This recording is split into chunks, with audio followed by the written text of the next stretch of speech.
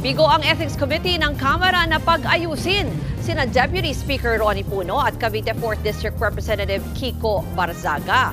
Kasunod po yan ng ethics complaint na inihain laban sa batang kongresista dahil raw sa mga naging asal nito tuwing may sesyon. Para sa detalye, makakausap natin sa linya ng telepono si Marian Enriquez. Marian, ano na ba ang nangyari sa hearing kanina?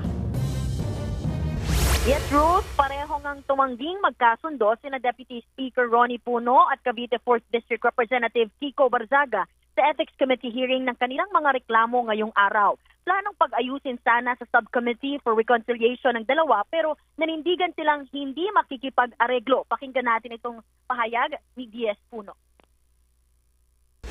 Pinangunahan ko na sila, sinabi ko there is no reconciliation because this is not a personal grievance. Hindi naman sa akin ang insulto. Ang insulto is to the institution.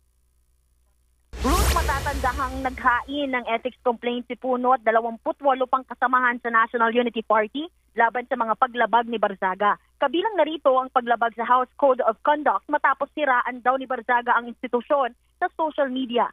Lumabag din daw si Barzaga sa RA 6713 o Code of Conduct and Ethical Standards para sa public officials and employees. Kung titignan daw kasi ang social media ni Barzaga, pawang kalaswaan, abusadong pananalita at layong pahinain ng tiwala ng publiko sa mga institusyon ng pamahalaan. Pero giit ni Barzaga, I won't be defending myself in the Ethics Committee if I do believe that I violated anything there. Bagay naman na ikinabahala lalo ni Puno. We should remind him about the standards of human behavior, no? He does not believe he did anything wrong because obviously his standards are much lower than the average person.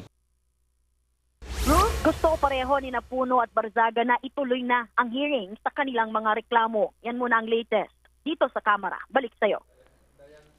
Yan po ang Express Report ni Marian Enriquez mula sa Kamara.